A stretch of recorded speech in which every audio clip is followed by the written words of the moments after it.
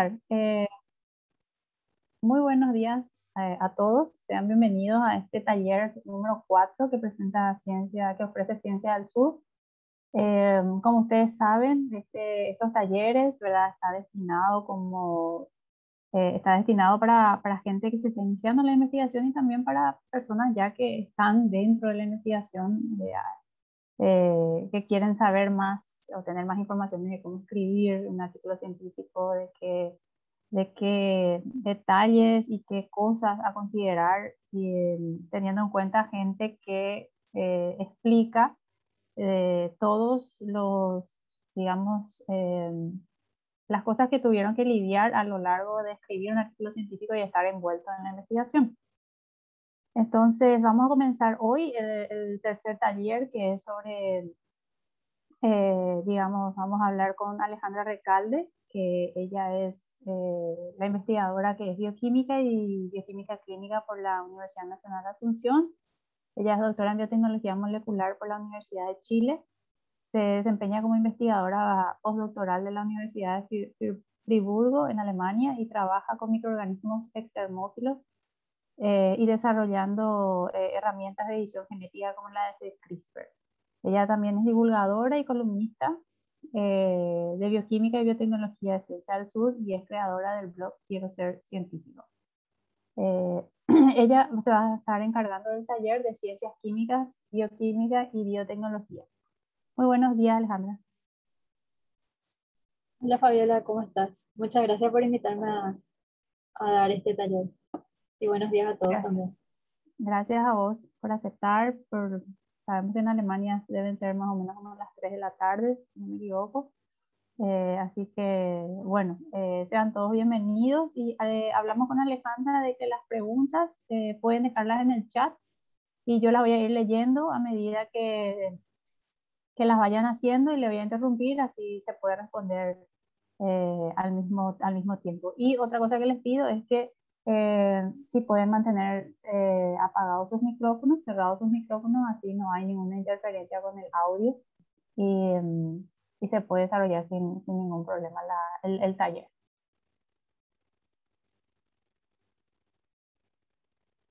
Así como les dijo Fabiola, si tienen alguna pregunta pueden mencionar nomás en el chat. Así que voy a compartir mi presentación. Hice una presentación bastante general. Les pido de antemano disculpas si es que hay algunos errores ortográficos, pero mi teclado, como está configurado en inglés, es todo un tema para cambiar al español.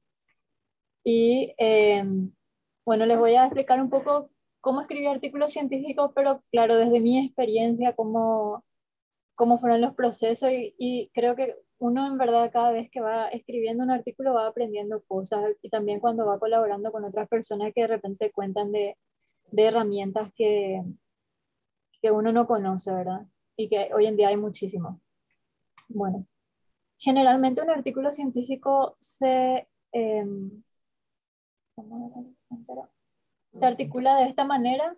Generalmente está la introducción. En la introducción vamos a hablar de qué han hecho otros o qué has hecho tú anteriormente y por qué. También los métodos, cómo hiciste tu trabajo, los resultados, qué es lo que encontraste, y luego la discusión, qué significan estos hallazgos.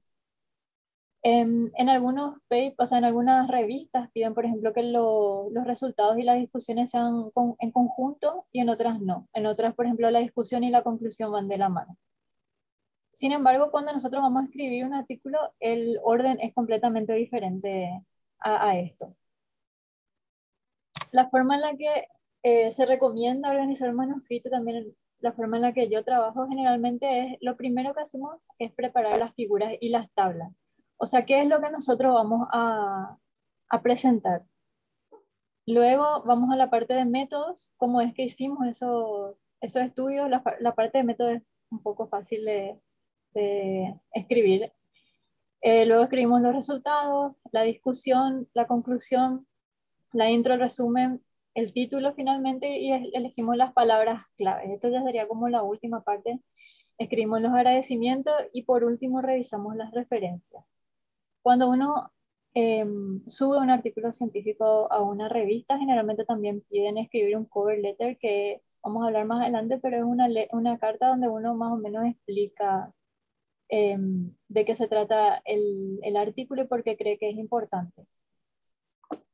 Y en el medio de esto, yo creo que elegir el journal donde se va a publicar también debe ir citado acá. Luego de preparar las figuras y las tablas, uno debería elegir el journal porque eso hace mucho más fácil que después se puedan escribir el resto de las secciones, porque como les dije, algunas veces nos piden que los resultados de la discusión vayan juntos, a veces por el tipo de revista, por ejemplo, el que nosotros estamos escribiendo, no permite que los resultados de la discusión vayan juntos, pero un artículo, por ejemplo, de proteómica es mucho más fácil escribir de esa forma.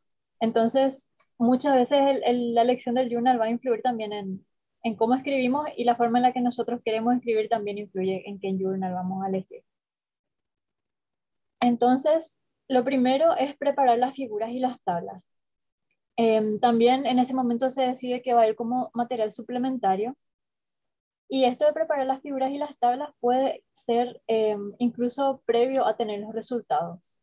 Muchas veces cuando nosotros hablamos con los tesistas les preguntamos, bueno, si es que ya les mandamos a pensar en la tesis que hagan sus experimentos de forma que sea ya un artículo, porque muchas veces también se permite hacer las tesis en forma de artículos científicos, ¿verdad?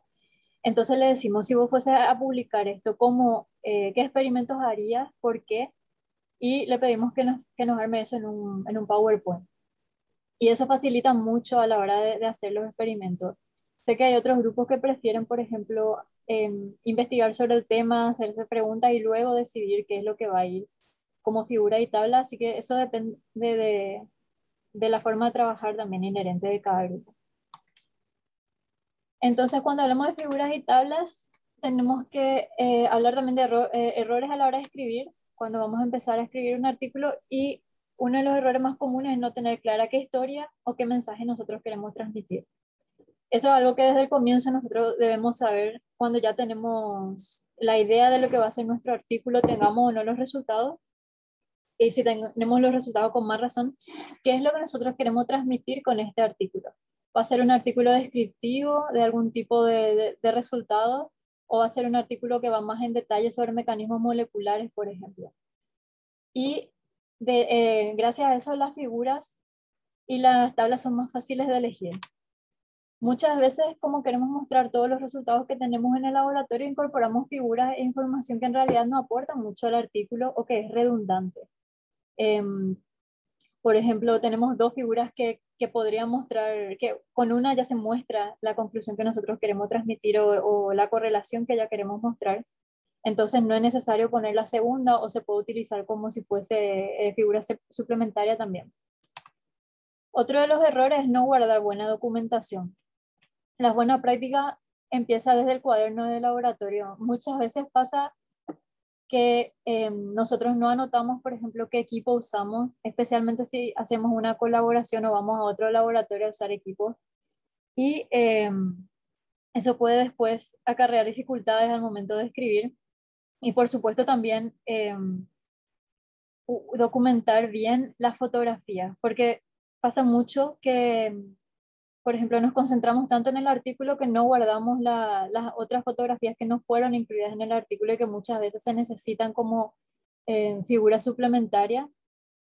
O también que tenemos una figura editada, por ejemplo, en la que ya pusimos, no sé, los nombres de los carriles de un gel, algo así, pero no guardamos la figura original. Y siempre tenemos que tener en cuenta que nos pueden pedir esos datos.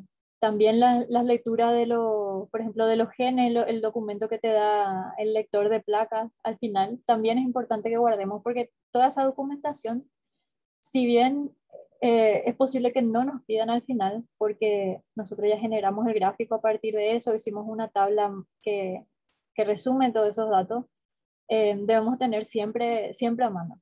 Y es importante tenerlo nosotros y también tener en cuenta decirle eso a los alumnos y de controlar que los alumnos guarden eso, porque al final a veces es un poco desordenado. Entonces vamos a ver un poco más en detalle las figuras. Las figuras tienen que ser autoexplicativas y tienen que ser entendidas sin que se tenga que leer el texto principal. Cuando yo veo un paper y estoy interesada en saber de qué trata el paper, si yo leo solamente las figuras, debo ser capaz ya de intuir por dónde va la mano, ¿verdad? Pero tienen que aportar siempre al texto principal, ¿verdad? Cuando leemos el texto principal siempre se va a tener que referir a las figuras. No puede haber figuras que no sean mencionadas en el texto principal. Las figuras, si tienen texto, no pueden repetir lo que ya dice en el texto principal. Y los datos tienen que ser claros y concisos. Por ejemplo, qué tipo de tinción se usó, si son microscopía, utilizar regla, si son muestras, mencionar la locación de donde se tomó esas muestras, por ejemplo. Y también es importante que haga comparaciones y que uno al ver la figura ya pueda inferir la causa y el efecto.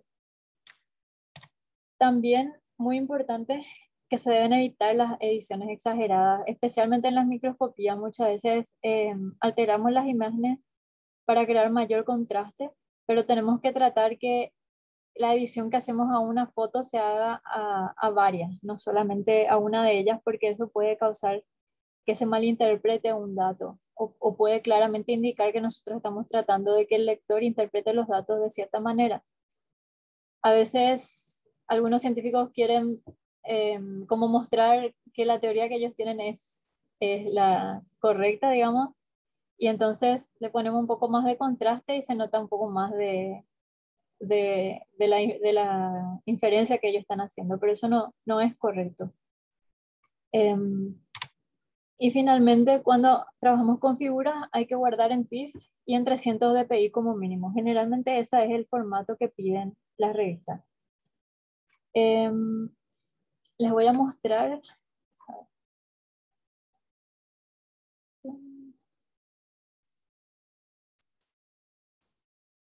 Les voy a mostrar, por ejemplo,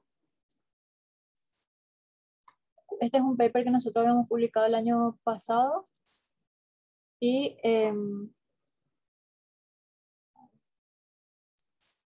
bueno, yo organizo de esta forma mi paper cuando le voy a mandar al profe para que él me dé su opinión. Le pongo al principio un texto, un título para sugerir, ¿verdad? Luego, generalmente las revistas de ahora piden un graphical abstract. El graphical abstract es como el resumen de lo que nosotros hicimos, puede ser si es un paper descriptivo, pero también puede ser un resumen de las conclusiones de ese paper y tiene que entenderse por sí mismo o al leer el resumen del artículo uno tiene que poder entender. Entonces le pongo un título tentativo, el graphical abstract y luego le voy poniendo las figuras ya acá. Y esto también me sirve a mí después para exportar la figura.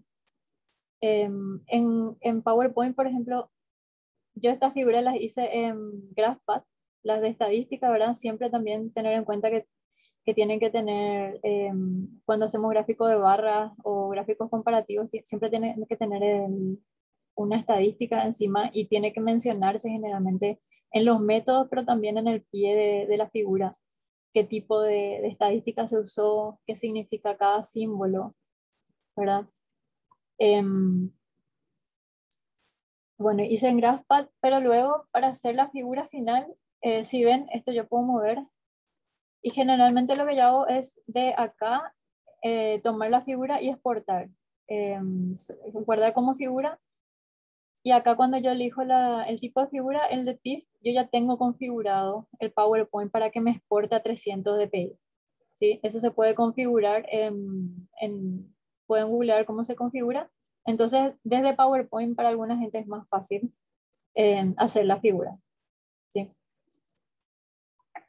Bueno, el pie de figura generalmente hablamos, bueno, la figura XX, ¿verdad? Y luego un pequeño título de qué es lo que te está mostrando la figura. En este caso, por ejemplo, muestra el efecto de la falta de polifosfato en la formación de biofilm en dos especies de arquea, que son sacarolobo sulfatárico y sulfolobo ácido caldario, que son esta y esta. En qué días de crecimiento y qué método. Es un ensayo de microplaca. Y luego digo, bueno, la parte A, B y C corresponden a solfólogos olfatáricos. En esta figura, por ejemplo, no está mencionado acá A, B y C. Y digo, bueno, el A es células planctónicas, también puedo mencionar en la columna. Luego, en la segunda columna corresponde a biofilm, la masa biofilm, y luego el radio. Y luego para solfólogo ácido caldario lo mismo acá abajo, ¿verdad? Y finalmente la estadística que yo utilicé.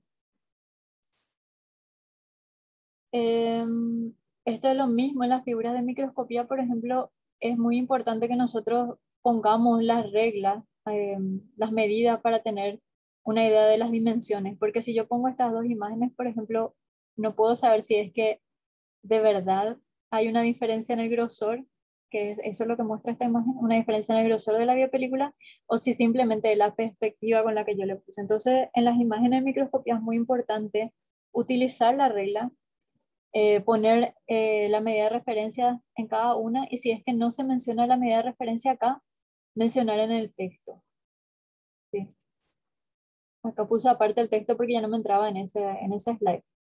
Pero bueno, también cuando hacemos figuras, podemos ver que las figuras que nosotros ponemos o que nosotros agrupamos tienen que ser, tienen que referirse a algo similar.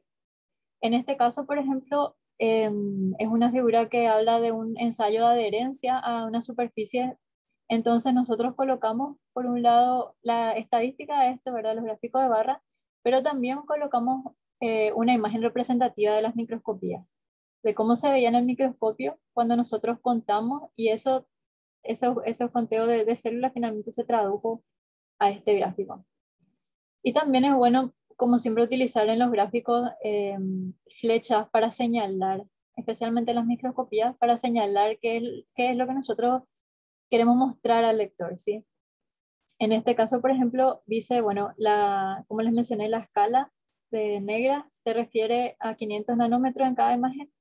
Las flechas azules se refieren a los pili, y las flechas rojas se refieren al arcaelo, que vendría a ser el flagelo de las arqueas. ¿Sí? Entonces, trata de utilizar ese tipo de elementos también cuando hacemos la figura.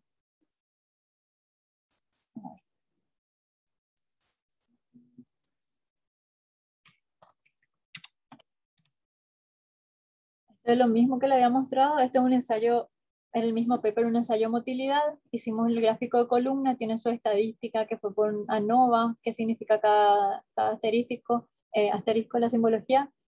Y acá al lado pusimos una fotografía también de ese ensayo de motilidad, por ejemplo. Lo mismo que les había mencionado, las barras, ¿verdad? En este caso es una tinción, qué tipo de, de tinción se utilizó en cada imagen, si es una superposición, qué tipo de microscopía se utilizó, ¿verdad? Microscopía electrónica de barrido o la confocal láser. Y acá abajo lo mismo, describir qué es lo que se ve en cada imagen. Y acá lo mismo que había mencionado antes, el uso de las flechas para mostrar en dónde nosotros queremos poner la atención del lector. Ahora, algo que llama la atención en este gráfico es que la concavalina A, o sea, depende a qué estamos uniendo, ¿verdad? Estos reactivos, pero la concavalina y el GS2, los dos son lectinas que se unen a azúcares. Y esas lectinas están conjugadas con un fluoróforo. En este caso, está teñido a propósito el fluoróforo con color amarillo. Pero en realidad la imagen, cuando se tomó la fotografía, no era color amarilla, era color rojo. Y eso es algo que yo no tuve nunca en consideración hasta que vine a vivir a Europa y me di cuenta que tengo dos amigos que son daltónicos. Algo que yo creo que muchos de nosotros nunca pensaron en el momento de hacer una figura, y que hace poco llamaron la atención sobre eso, unos chicos que se llaman eLife, que es un grupo de investigadores jóvenes de una revista justamente que hacen también este tipo de seminarios, es que cuando uno va a hacer una figura tiene que tener en cuenta a todos los lectores, y todos los lectores también incluyen a personas que tengan que tengan defectos de visión. Entonces, utilizar paletas de colores que sean amigables con ese tipo de lectores es muy importante, no solamente porque les muestra empatía a ese tipo de personas que de verdad puede estar interesada en tu trabajo, sino que también, si es que esto nosotros enviamos a una revista europea, al menos uno de esos revisores, pues hay una posibilidad de 1 en 5 de que tenga alguna incapacidad visual, no solamente daltonismo, sino que hay todo un espectro de incapacidad visual. Entonces, al momento de elegir la paleta de colores, es muy importante que tengamos en cuenta eso, porque si queremos publicar en una revista internacional, eh, vamos a tener que mirar, por más de que en Paraguay no sea tan común, por ejemplo, el daltonismo. ¿Cómo es que nosotros podemos hacer esto? Porque obvio que es difícil para una persona que no es daltónica pensar, bueno, qué colores es lo que debo cuidar o qué no. Algunos tips, por ejemplo, son no usar arcoíris, usar un mapa de color uniforme, por ejemplo, como Viridis o Cividis, que pueden googlear esto para ver qué significa. Evitar en general utilizar el color rojo, porque el color rojo es generalmente el que no se puede visualizar de manera correcta. Y evitar especialmente la combinación con el verde. También se puede utilizar el gris, escala de grises, por ejemplo, como en las figuras que les había mostrado anteriormente. Para las barras utilizamos diferentes tonos de gris en vez de utilizar colores. Y elegir una paleta de colores que nosotros vamos a utilizar a lo largo del artículo. Se puede utilizar ciertas páginas web, como por ejemplo Color Universal Design o Colorblind 10, o hay otra página que se llama I Want Who o Beast Palette. Todas esas páginas web te dan paletas que se pueden utilizar para que tu artículo científico pueda ser leído por otras personas que tienen defecto de visión. También se puede utilizar formas o líneas de textura. En los gráficos de barra, por ejemplo, en vez de usar colores sólidos, podemos utilizar entramados. Por más de que a algunos no les guste eso, también ayuda a que se pueda diferenciar. Y también se puede hacer una prueba en un simulador como Color Oracle o Cobris.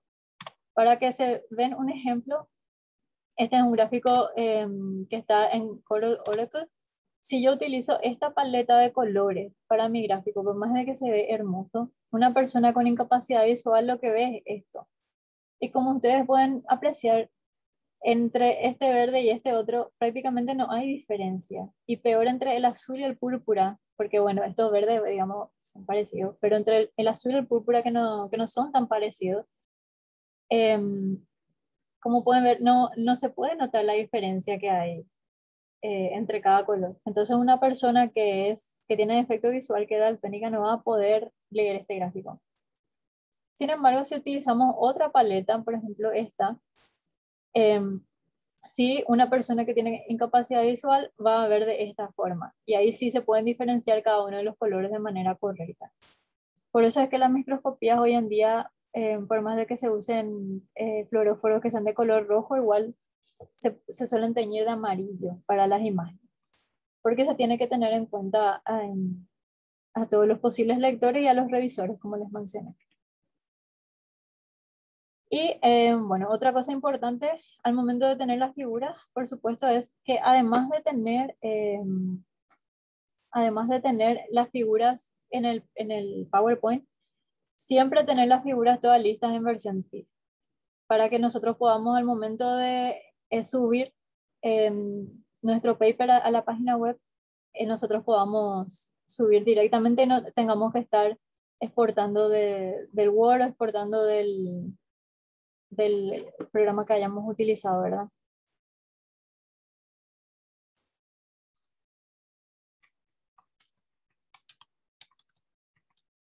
Bueno.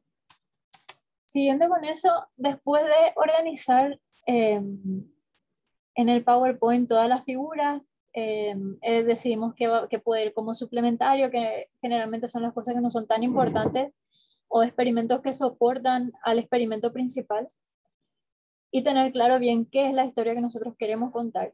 Ahí podemos pasar a elegir el journal. ¿Cómo elegir un journal?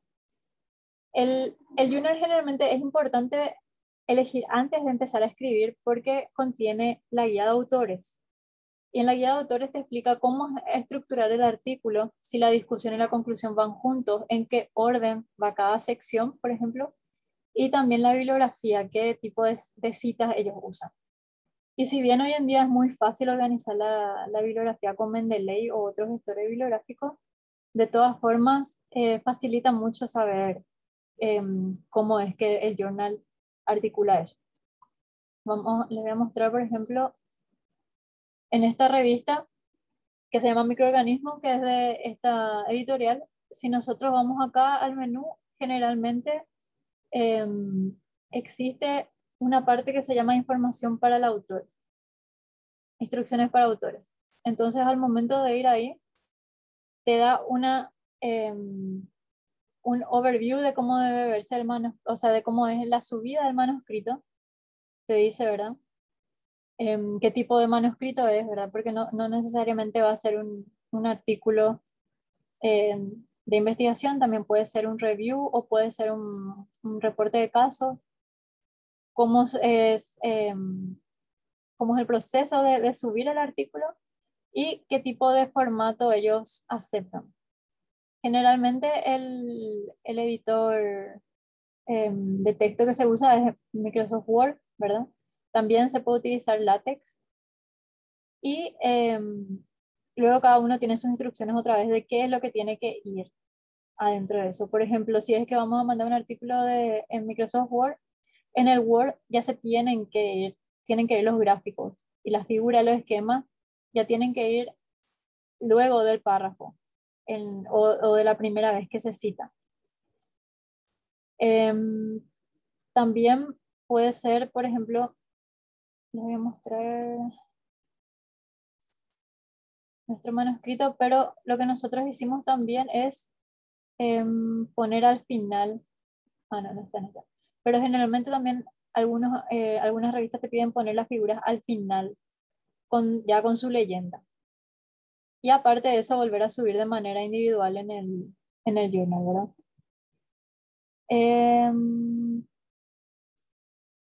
A ver, te habla del cover letter que tiene que decir y bueno, luego está la parte de preparación del manuscrito per se.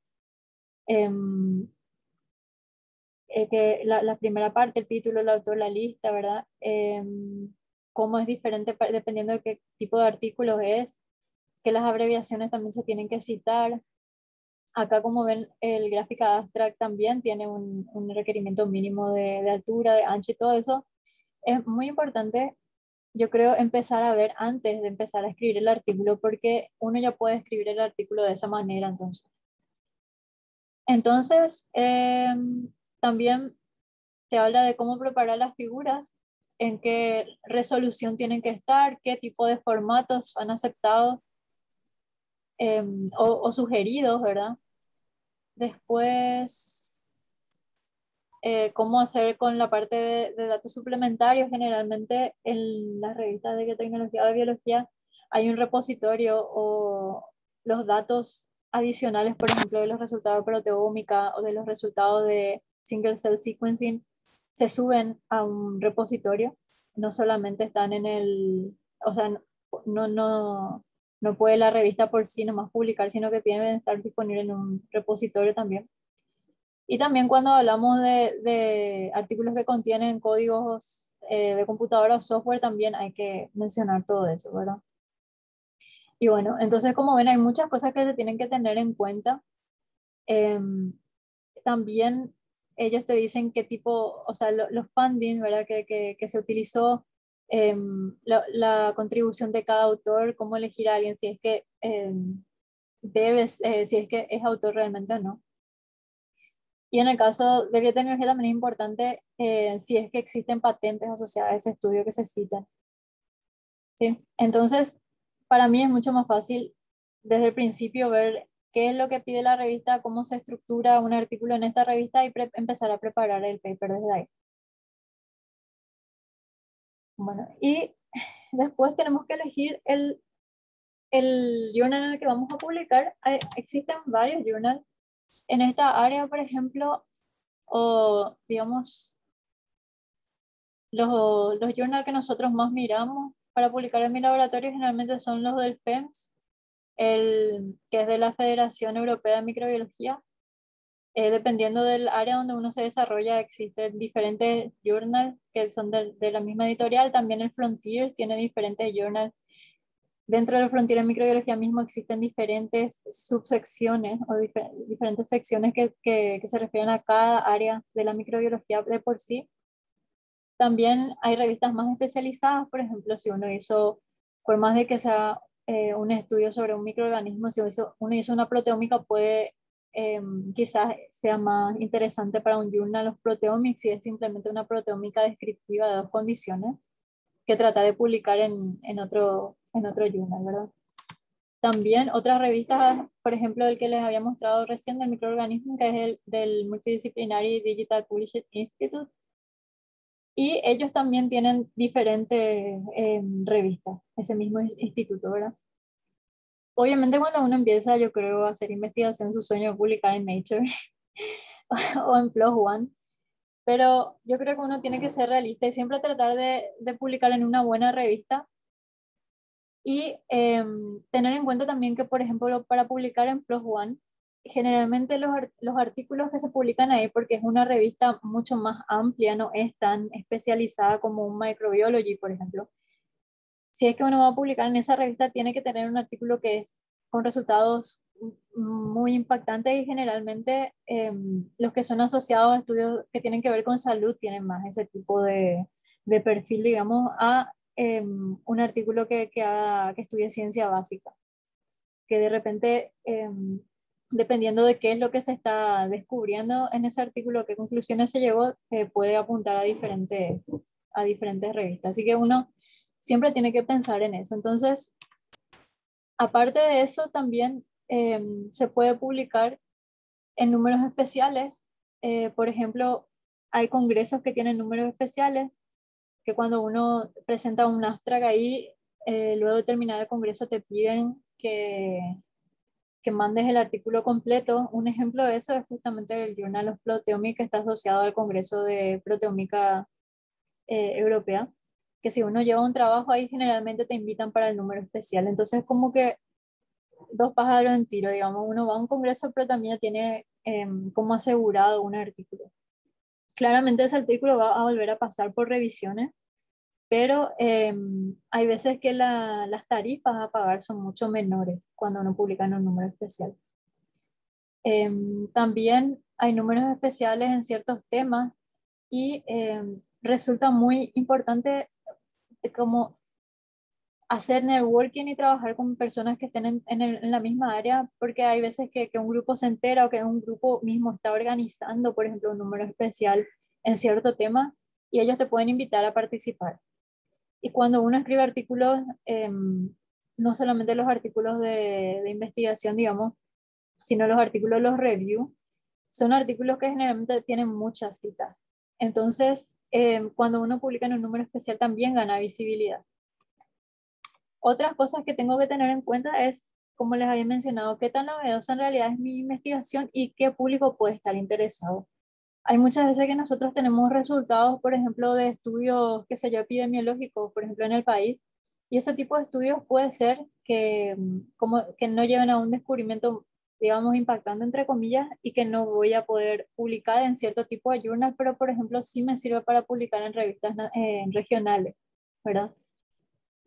No porque las revistas regionales tengan menor, como que sea menos la rigurosidad con la que evalúan, sino porque a las revistas regionales les interesa ese tipo de temas. Entonces, al momento de elegir el journal, tengo que tener en cuenta todo esto. ¿Y dónde no publicar? En revistas predadoras. Las revistas predadoras generalmente no tienen una revisión científica muy escrupulosa, digamos, ni muy detallista, y la finalidad de ellos no es la divulgación, sino que generalmente es recaudar dinero. Existen ciertas características que nos pueden ayudar a tener en cuenta eso. De cuando me invitan a escribir a una revista, generalmente que te inviten a escribir a una revista ya es una llamada de atención. Si te envían un correo electrónico, pidiéndote un artículo. Generalmente ellos citan tu último artículo y te dicen que les impactó tu artículo y que desean recibir otro o si quieres organizar un número especial. Esos generalmente son predatory journals y uno se da cuenta porque la dirección de correo mismo a veces es @yahoo, por ejemplo. Entonces, existen algunas características que nosotros podemos tener en cuenta para evitar eso. Por ejemplo, la ansia por recibir manuscritos, eso de que te envíen un correo, o sea, Nature jamás en la vida te va a enviar un correo pidiéndote un artículo científico, no importa si se trata del el último premio Nobel, a no ser que sea un review. Generalmente los reviews sí se solicitan, las revistas suelen solicitar review en ciertos temas a grupos que son expertos. O también las editoriales suelen solicitar organizar números especiales o organizar libros a ciertos grupos que son expertos, ¿verdad? Pero generalmente artículos de investigación no se suelen pedir. Generalmente estas revistas tienen una amplitud y variedad temática, o sea, que más o menos publican de todo.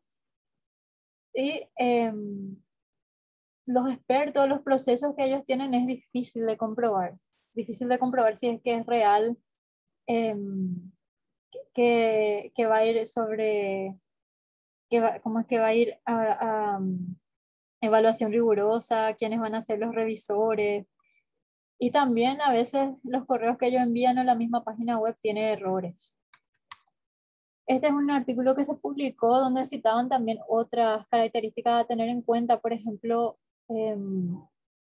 que las áreas de interés incluye el no medicina al lado de temas médicos, por ejemplo, que son completamente diferentes. Como les dije, el website contiene errores gramaticales o de deletreo, incluso de palabras. Las imágenes muchas veces están distorsionadas o muy borrosas. La homepage a veces es target para autores. Generalmente no es un preconcepto, sino que hay estudios al respecto, pero hay muchos predatory journals, más que nada en China y en la India, por ejemplo. Entonces, a veces que la página web ya está diseñada en el idioma de esas personas, ¿verdad? O de esa región. Después, existe este Index Copernicus que es promovido en el website. La descripción del manuscrito, o sea, no tiene esa guía de autores, por ejemplo, que yo les mostré recién que tenía el microorganismo, por ejemplo. No existe una instrucción de cómo subir un manuscrito y generalmente ellos te piden que el manuscrito se suba vía email, o sea, que vos mandes por correo el manuscrito. Si ustedes se fijan, los voy a mostrar después de vuelta a la página, pero en la página hay un lugar donde se sube el manuscrito y cada sección del manuscrito de hecho va en un lugar diferente. Entonces todo un sistema y en ese mismo sistema también se puede ver las revisiones de los reviewers, por ejemplo, los comentarios de los reviewers. Pero en este caso, este tipo de revistas generalmente te pide que manden vía correo. Y por supuesto te prometen que se va a publicar rápidamente. No hay una política de retracción. Eso es muy importante porque muchas veces hay que retractar estudios científicos y yo creo que eso no es necesariamente malo, sino que muchas veces podemos tener una mala interpretación de los resultados o pueden existir métodos que se hayan desarrollado con el tiempo y que permitan demostrar que lo que nosotros habíamos sugerido no es verdad. Luego, la información de que si es que se va a preservar digitalmente está ausente. Los cargos, o sea, lo que se paga para publicar es súper bajo, por ejemplo, menos de $150. Hoy en día publicar te sale por lo menos $800 un artículo, pero como ellos quieren captar mucho público, utilizan ese método, ¿verdad? Que sean bajas las tarifas y que también que sea rápida la publicación. Que ellos también dicen que son open access, ¿verdad? Y generalmente el email desde donde te contactan es súper no profesional, por ejemplo Gmail o Yahoo. Entonces, generalmente, yo no sé en Paraguay cómo está el tema, pero les voy a ser sincera, pero yo he visto personas que publican en revistas predadoras allá. No sé si el CONACYT tiene una política fuertes respecto a esto, quizás alguien puede mencionar el tema, pero mucha gente publica en revistas predadoras porque quieren engrosar su currículum. Muchas veces no tienen la calidad necesaria, quizás su estudio para poder mandar a otro, ¿verdad? Que eso, bueno, es culpa de todo un sistema que viene detrás que tiene que ver con el financiamiento de la ciencia en Paraguay, ¿verdad? Pero en general hay que tratar de no publicar en revistas predadoras y tratar de publicar en revistas, por lo menos en revistas regionales, ¿verdad? Que estén indexadas. Existe una lista de revistas predatorias, por ejemplo, en este sitio web que ustedes pueden buscar, y también generalmente las revistas que están indexadas están citadas en estas listas de comprobación, entre comillas, digamos, por ejemplo el Scopus o el Master Journalist también. Y yo no sabía, pero ahora investigando también para dar el taller, pude encontrar que hay también conferencias cuestionables. Y sí, revisé mi carpeta de spam y estaba llena de invitaciones para irme a París a presentar el artículo. Y generalmente uno mira las conferencias y si es el tema de uno, se da cuenta que la gente que está citada como speaker no es experto del tema, porque uno generalmente sabe quiénes son los referentes de un tema. Y lo único que quieren estas revistas predatorias o conferencias predatorias finalmente es lucrar a partir de la ciencia, ¿verdad? Y hace que sea muy difícil también que uno a veces publica en revistas predatorias y no te van a citar en otro artículo científico, porque generalmente la gente que no publica en revistas predatorias ni siquiera mira ese tipo de artículos, y aparte de cómo no está, por ejemplo, indexado, en realidad muchas veces ni te aparecen en los motores de búsqueda. Otro tema que quería mencionar es la retracción de artículos, que generalmente, o sea, creo que tuvo más repercusión ahora con el tema de COVID, que muchas veces se publican artículos y luego se tienen que retractar. Y existe, bueno, el Retraction Watch, que seguramente conocen, que es donde se publican la mayoría de los artículos que se retractan. Y también ellos muchas veces reportan artículos sospechosos de fraude o que no sean tan rigurosos, y a consecuencia del artículo de ellos se vuelve a retractar. Alejandra, Creo que hay una pregunta, Fabi. sí, hay dos preguntas. Una viene más al caso que estabas hablando recién, que es sobre las revistas predatorias. Predadoras, perdón. En cuanto te pregunta Javier, ¿verdad? En cuanto a bioquímica, biomedicina y biotecnología, si es muy común encontrar estos casos de revistas predadoras o lo es en otros campos científicos. Yo creo que es común igual. Hay veces que ciertas tesis o estudios muy pequeños que de repente no alcanzan complejidad para publicar en otro lugar, pero la persona necesita para su currículum, para concursar, por ejemplo, qué sé yo, categorizarse en el PRONI o algo así, publican en este tipo de revistas.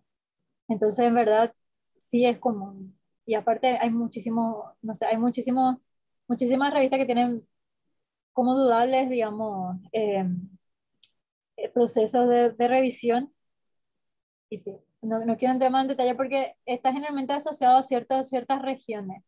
Existen artículos, de hecho, al respecto que pueden entrar a leer a ciertas regiones del mundo, por ejemplo, de donde son más famosos ese tipo de revistas. Ujú.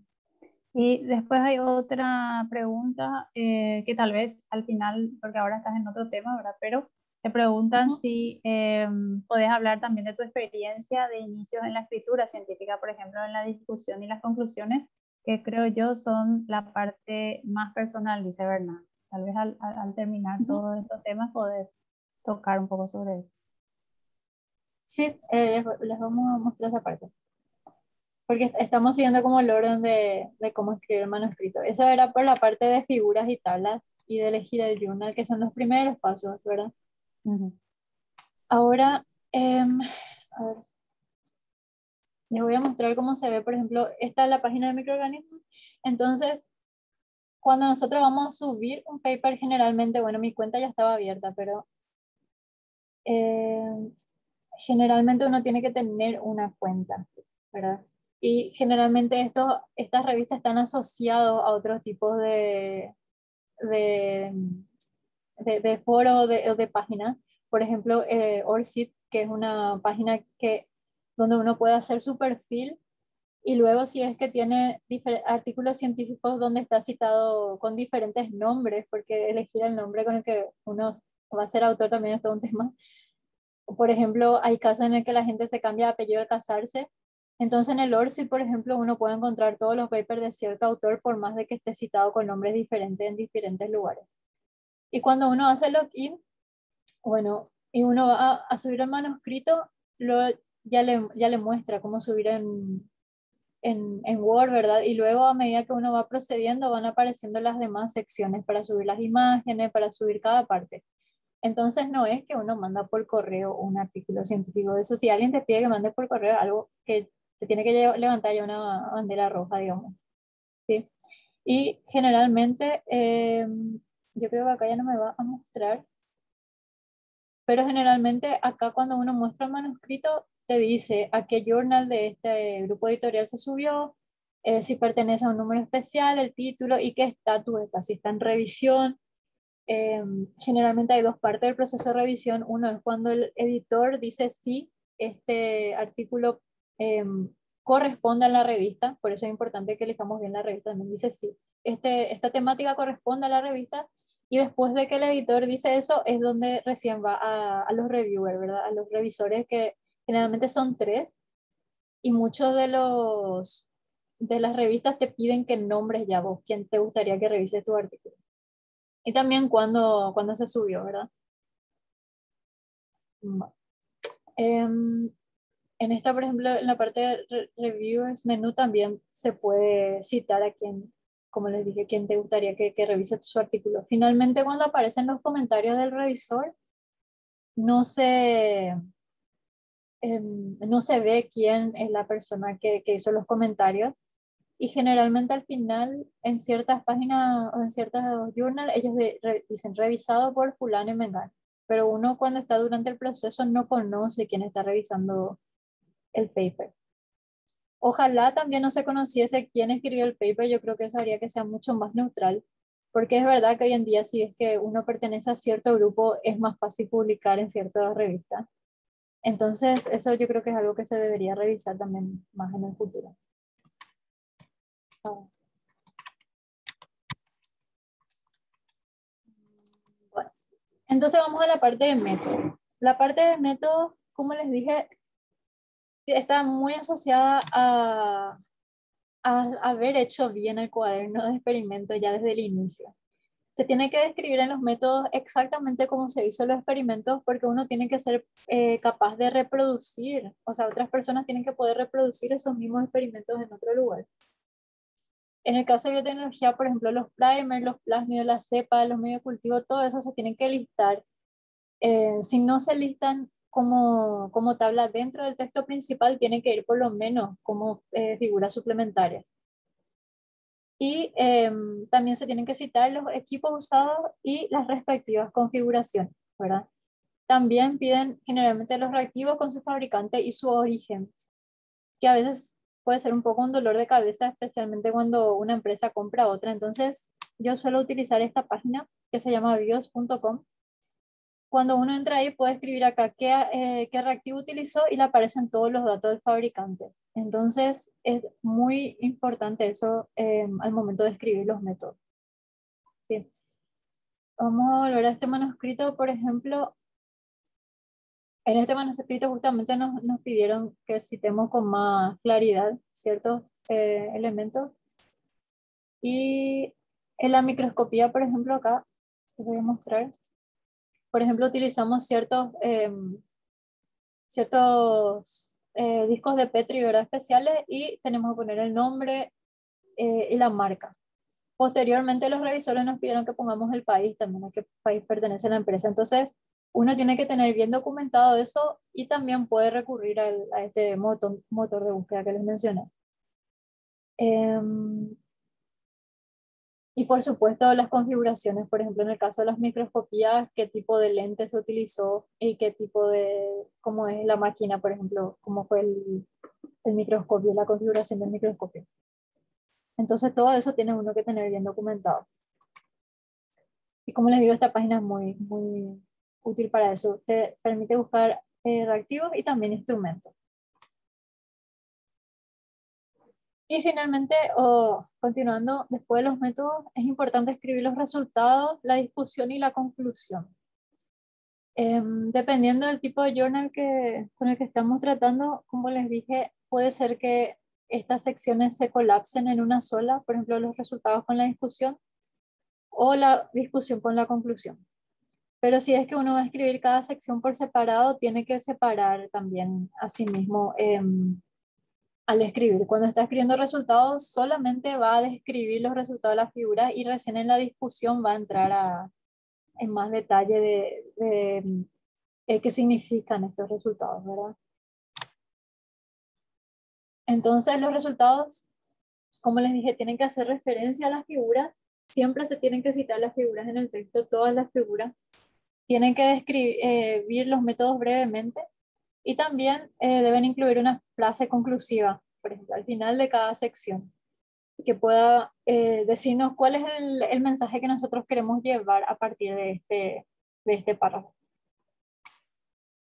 Esto, por ejemplo, un resultado de un paper que hicimos, ¿verdad? Entonces, dentro de los resultados se puede volver a hacer unas subsecciones. En esta subsección, nosotros, por ejemplo, hablamos de los fenotipos que estaban relacionados a la estructura de superficie. Y las estructuras de superficie son las encargadas de hablar de la adhesión y también de la motilidad. Entonces, este es el resultado que nosotros escribimos y la forma en la que nosotros organizamos esto. Si es que leemos, podemos ver, en esta parte es una pequeña introducción.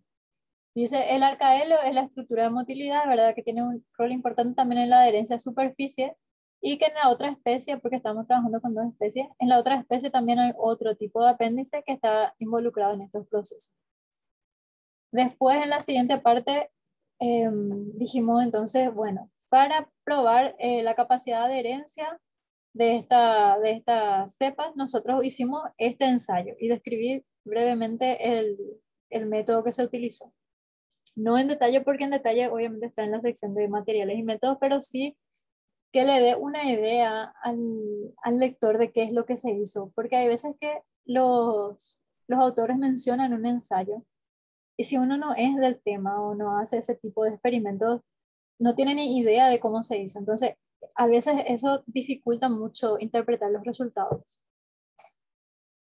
Luego, más adelante también, como esta sección contiene dos experimentos, esta parte habla de la adherencia, y luego hicimos también un ensayo de adherencia y acá explicamos también, bueno, para estudiar otras características que están asociadas a estas mutantes y a esta estructura de superficie, hicimos esto. Y finalmente tienen una frase conclusiva al final, ¿sí? Entonces presentamos los resultados, nos referimos a la figura, vemos, por ejemplo, en este caso, que las dos cepas de microorganismos mostraron deficiencia en la adherencia y también cuando se comparaba, por ejemplo, la cepa que no tenía polifosfato con la wild type. ¿Cómo se ve en la figura bla y bla, verdad? La diferencia se podría deber a tal cosa y más adelante habla nuevamente cuando introducimos el siguiente ensayo a qué se refiere, a qué figura nos estamos refiriendo. Y al final ponemos una frase que englobe estos resultados. Entonces nosotros decimos que estos fenómenos que se observaron en dos experimentos diferentes están relacionados a la estructura de superficie, como el alcadelo y el pile adhesivo, y que el polifosfato, de acuerdo a nuestro resultado que ponemos acá, podrían estar afectando los niveles o la función de esta estructura. ¿Sí? Nosotros no sabemos si afecta los niveles o la función, pero sabemos que sí afecta porque el fenotipo asociado a esa estructura está alterado. Entonces, esta es una buena forma de presentar resultados. No nos fuimos a fondo a discutir de qué manera puede estar, en este caso, el polifosfato afectando estos fenómenos o esta estructura, pero sí damos un indicio de qué es lo que vamos nosotros a llevar después a la parte de discusión. Luego la discusión es la parte más importante del artículo y en la discusión uno tiene que explorar qué significa la investigación, en el sentido de qué conclusiones nosotros podemos sacar de acá. ¿Por qué es importante esta investigación que hicimos, por más de que sea por más de que haya sido un estudio descriptivo? ¿Por qué es importante que se haya descrito eso? No se tienen que volver a presentar los resultados como se hizo en la sección anterior. Muchas veces cuando escribimos la discusión queremos hacer eso, como volver a decir, en la cepa, observamos deficiencia en esto y esto no. Ahí ya tengo que hablar de qué significa, por qué observamos probablemente esta deficiencia. ¿Qué es lo que yo puedo decir a partir de los resultados que tengo? ¿Y qué es lo que yo no puedo decir? O sea, ¿cuáles son los límites de la investigación también? Porque muchas veces cuando nosotros escribimos un artículo o estamos emocionados mucho sobre un tema, queremos sacar conclusiones que no corresponden con los experimentos que tenemos.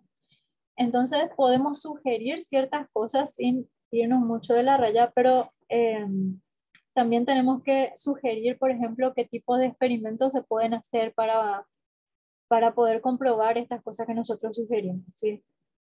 Entonces hay que tener en cuenta eso a la hora de escribir la discusión em,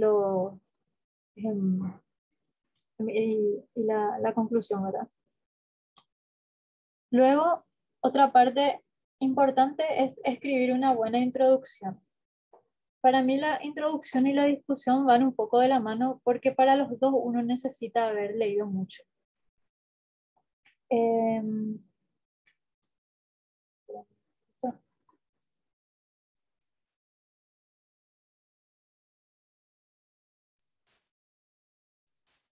Entonces, en la introducción se tiene que hablar del estado del arte, qué es lo que se sabe de esto hasta ahora, o sea, en la actualidad, qué es lo que se sabe de esto. Muchas veces lo que nosotros escribimos ahí nos sirve de insumo para la parte de la discusión. Luego tenemos que responder por qué es importante esta investigación y cómo esta investigación aporta al campo de estudio, que va mucho de la mano con lo que es discusión. Y tiene que mencionar si es que el grupo de investigación que está publicando ya tiene un historial investigando este tema, también es el momento de hablar de los estudios anteriores que hizo el grupo. Generalmente no se recomienda citarse a sí mismo mucho, o sea, citar tu misma investigación mucho, pero sí se puede mencionar si es que corresponde un experimento, por ejemplo, no sé, estudié los reguladores de biopelícula en el paper anterior y este paper, de acuerdo a lo que nosotros mencionamos en el otro, ahora habla del mecanismo molecular de cómo funcionan esos reguladores. Entonces se pueden citar, pero siempre, por supuesto, hay que tratar de citar a otros grupos. Y en la parte de microbiología, al menos cuando hablamos, podemos también mencionar no solamente los estudios que se hicieron en esa especie, sino también en especies relacionadas. Hay veces que sí corresponde. Por ejemplo, también se puede mencionar estudios en eucariontes o en otros tipos de organismos que están relacionados, ¿verdad? Para escribir tanto la introducción como la discusión, mi tip principal es leer mucho y leer siempre. Durante el tiempo libre que uno tiene en el laboratorio, tiene que tratar de leer al respecto del tema, porque eso finalmente va a hacer que cuando uno se sienta a escribir sea fácil. Cuando yo estuve haciendo la tesis de doctorado, desde el principio, porque yo no tengo muy buena memoria, a mí me es más fácil recordar las cosas cuando escribo. Entonces yo tenía un cuaderno y hasta ahora es lo que hago. Tengo un cuaderno y en el cuaderno, por ejemplo, pongo el título del paper y voy explicando las figuras, los métodos también si me parecen interesantes, si pienso que puedo utilizar en el futuro. Entonces después cuando yo estaba escribiendo la introducción, me era mucho más fácil porque yo ya sé, yo leí esto, ¿y dónde leí? Y me puedo volver a mi cuaderno y sé en qué paper leí esto. O si alguien me hace una pregunta, yo sé de qué paper saqué, ¿sí? Y es muy útil en verdad si es que yo creo porque uno hay veces que no se puede acordar de todo, ¿sí? O se acuerda de manera muy general. Entonces, si uno tiene un cuaderno y anota ahí las cosas, puede ir mucho más en detalle sin tener que leerse todo el paper de vuelta. Y finalmente, obvio, ¿dónde es que buscamos los papers? Uno puede buscar paper, yo generalmente uso el NCBI. En el NCBI si busco por autor o busco también por ciertas palabras claves, es muy fácil encontrar. Generalmente están citados todos los papers publicados en revistas indexadas y está asociado a PubMed. Entonces sirve para todas las áreas en realidad, no solamente para lo que es de tecnología. Y también existe una herramienta que se llama Connected Papers. Y Connected Papers es muy útil porque uno puede poner un paper y luego ese paper te lleva a los papers que se publicaron anteriormente y los que se publicaron posteriormente. Les voy a mostrar la página web, por ejemplo, se ve así. Y no sé, vamos a ver este paper, por ejemplo.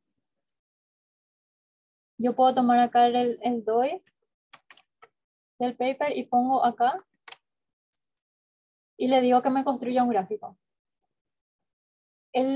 La página web lo que hace es ver esta publicación y ver todas las publicaciones que vinieron después. Entonces es muy útil para mantenerse actualizado en cierto tema los resultados que arroja. Y da un resultado así, es como un gráfico de nexos, ¿verdad? De nodos. Y acá vemos, este es el paper principal y luego ese paper derivó a otros más. Por ejemplo, este derivó al LASAC y el LASAC derivó a otro paper más y todos tienen que ver generalmente con el mismo tema. En este caso es de estructura de superficie. Entonces, acá me cita el paper original, yo le puedo poner trabajos anteriores y me va a marcar los papers anteriores a ese que tienen que ver con el mismo tema. Y después puedo también a trabajos derivados y me va a mostrar los papers posteriores a ese y que tienen que ver con el mismo tema. Entonces es muy útil para encontrar papers sobre ciertas cosas y también entender el orden en el que se fueron descubriendo también ciertos fenómenos. Entonces Connected Paper es bastante útil. Y también, aparte de Connected Paper, hay una página que se llama Paper Blast. Paper Blast es útil sobre todo para la gente que hace proteómica. Y lo que hace es, si uno le da el código de una proteína desde UniProt, te muestra todos los artículos que citan a esa proteína o a un homólogo de esa proteína. Entonces, si yo, por ejemplo, estoy en UniProt y no tengo idea de qué hace la proteína, puedo poner en Paper Blast y ahí me va a mostrar los homólogos y en qué paper se citó. Quizás no me dé la función, pero sí me puede decir, por ejemplo, en este paper sobre, no sé, sobre estrés oxidativo me cita. Entonces quizás está relacionado a estrés oxidativo, ¿verdad? Pero es bastante útil cuando trabajamos con proteínas, se llama Paper Blast. Y bueno, vamos a ver el resumen. Después de la intro, hay que escribir el resumen generalmente.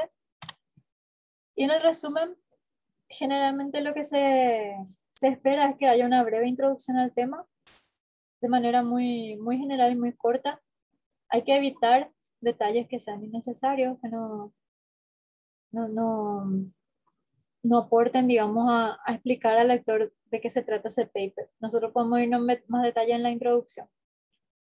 También debemos mencionar los métodos de manera breve y mencionar los resultados más relevantes y su significado.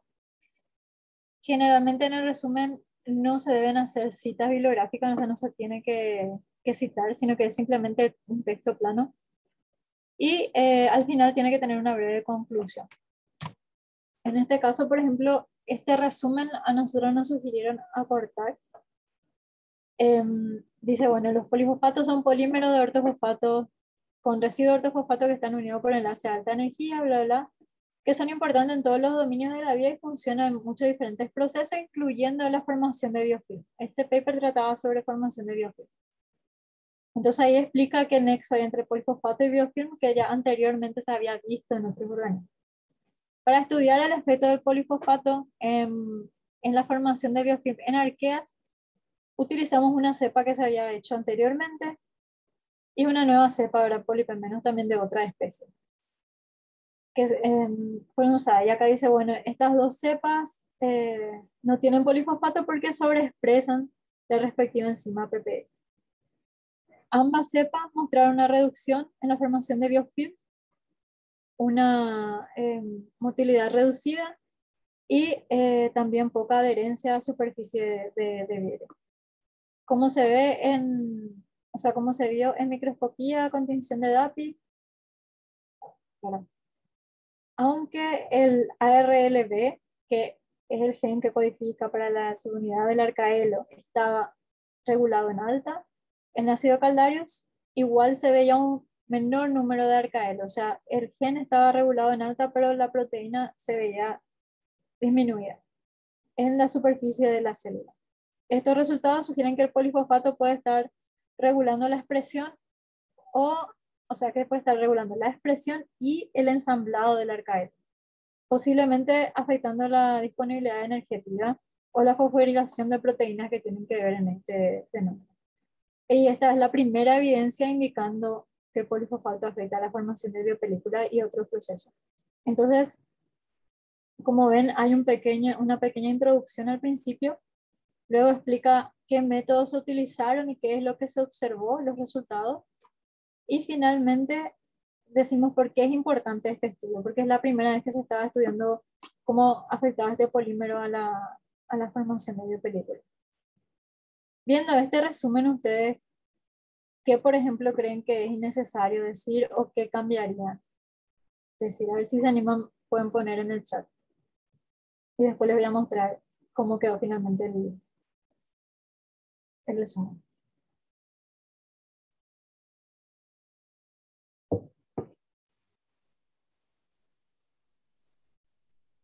Si quieren pueden mandarle directo a Alejandra a mi privado si no quieren poner ahí enfrente a todos.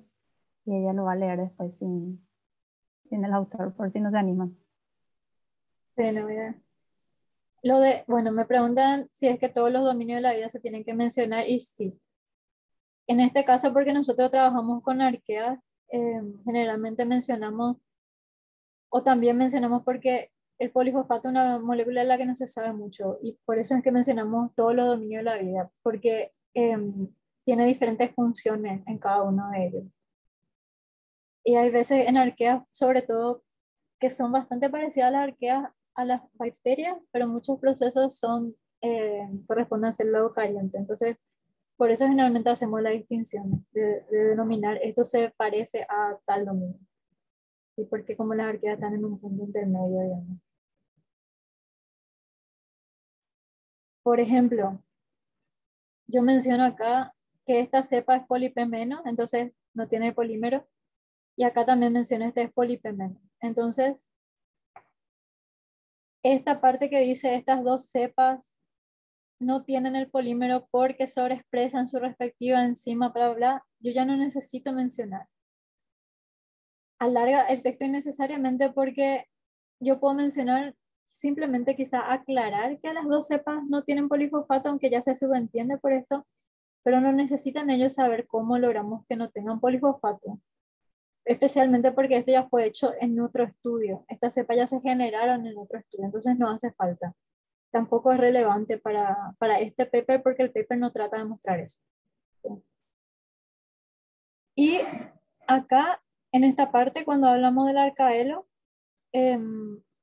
también podemos evitar complicarnos mencionando el nombre del gen y podemos redactar o reformular esa sección.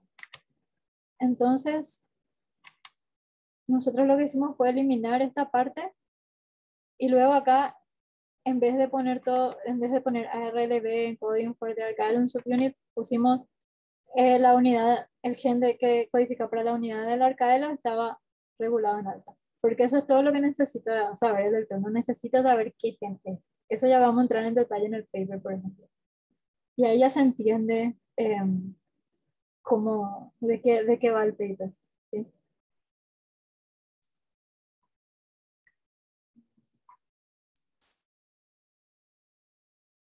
resumen. A ver.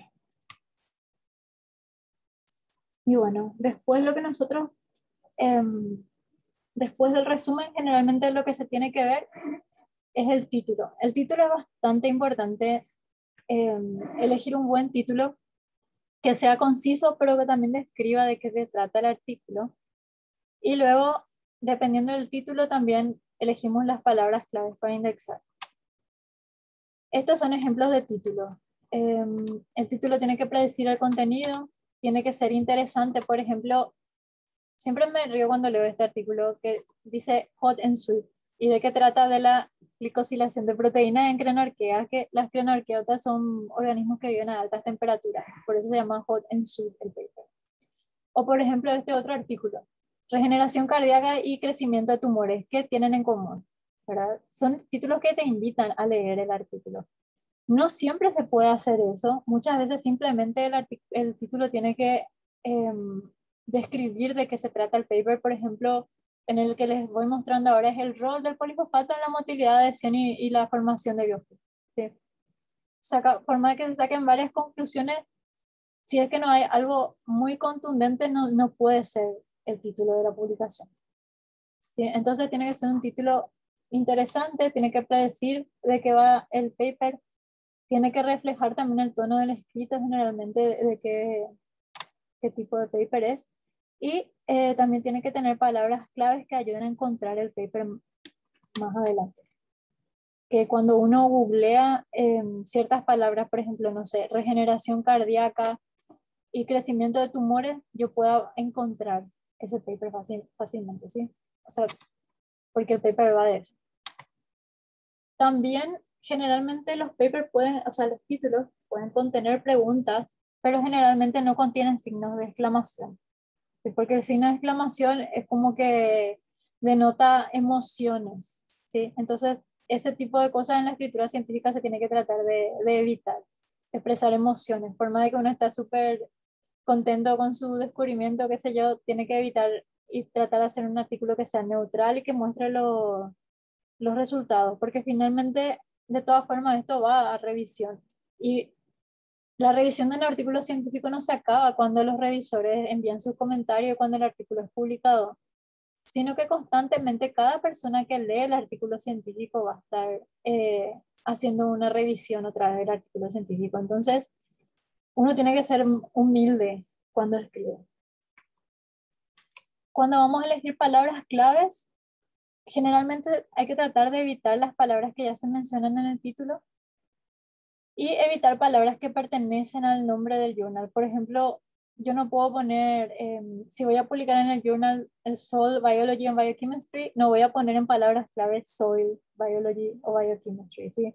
Voy a poner otras cosas que ayuden a encontrar el artículo. Porque si una persona busca el artículo ya por Soil o Bioquímica, ya le va a saltar la revista de por sí. Entonces, como tenemos un cierto número limitado de palabras claves, hay que tratar de utilizarlas bien. Y finalmente escribir los agradecimientos. En los agradecimientos, lo que suele haber es que se nombra a quienes contribuyeron para el artículo, pero no pueden ser citados como autores. Por ejemplo, la persona que me ayudó a hacer las microscopías, porque, qué sé yo, era mi primera vez usando el microscopio, o también otro laboratorio que me haya prestado un equipo que yo no tenía, también se puede agradecer, pero no corresponde que sean citados como autores porque no hicieron una contribución muy sustancial al artículo, ¿sí? Y luego, para tener en cuenta también que existen otros tipos de publicaciones, no solamente el artículo de investigación en sí, sino que también uno puede escribir reviews,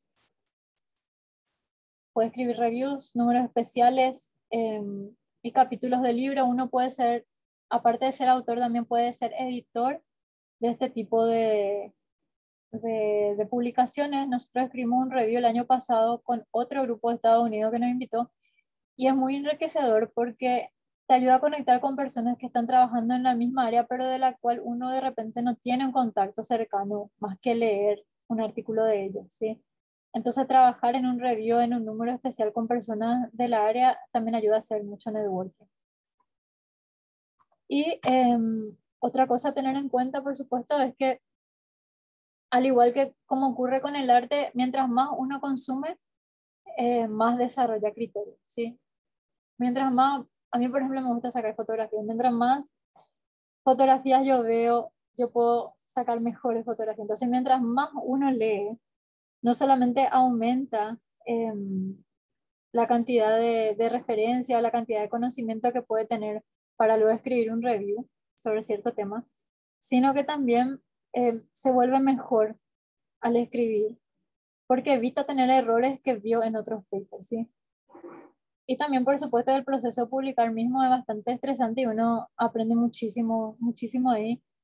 Eh, Nosotros solemos darle a nuestros compañeros para que nos hagan las revisiones antes de enviar y generalmente se aprende mucho con los comentarios, tanto de los compañeros como de los revisores, porque muchas cosas son cosas que son fáciles de arreglar, pero que uno no tuvo en cuenta al momento de hacer, ¿sí? Cuando se trata de un comentario que tiene que ver con el formato más, no tanto con el fondo del experimento. Para la parte de referencias, no voy a entrar mucho detalle. Yo generalmente uso Mendeley, pero existen otros tipos de gestores bibliográficos. Y luego, finalmente, la última parte de escribir un artículo es escribir el cover letter. Generalmente, cuando nosotros ya terminamos todo esto, tenemos que escribir el cover letter, es la última parte antes de subir un manuscrito. Y en el cover letter es importante hacerle sentir al editor, digamos, de que es una carta personal. Entonces, hacerle, en el cover letter se tiene que mencionar generalmente el nombre del editor de la revista, el nombre del manuscrito que vos estás mandando y se tiene que nombrar al journal. Es lo mismo que si uno aplica a una universidad. No puedes mandar un cover letter que sea general, como estimados, estimadas, les mando a su revista, bla, bla, bla. No, tengo que decir, qué sé yo, fulano de tal, me mando este, este artículo nombrado, bla, bla, bla, para que considere usted publicar en el journal tal bajo su dirección, ¿verdad? Tenemos que avisar si es que ese artículo ya fue revisado en otros journals, si es que fue rechazado. Incluso muchas veces sirve también mencionar si es que fue rechazado, por qué fue rechazado, si es que se añadieron experimentos, por ejemplo, que sugirieron ciertos revisores o cosas así, o simplemente porque no iba con el tema de la revista. Y por supuesto mencionar que no fue publicado ni por partes ni entero en otro journal. Eso también es importante, que por más de que se subentiende que cuando uno manda un manuscrito original, siempre tiene que mencionar de todas formas. Luego, describir el estudio y su importancia, y mencionar la información de contacto de todos los autores y hacer el disclaimer, que es decir que no hay otros intereses ocultos o que hayan interferido con la investigación, ¿verdad?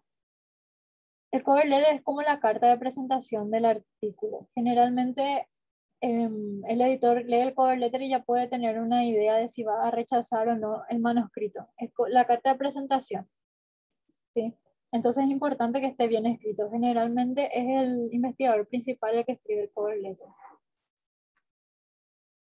Y eso, finalmente, cuando publicas tu artículo científico, yo creo que cuando uno publica su primer artículo es cuando se siente finalmente investigador, cuando uno se puede llamar científico, ¿sí?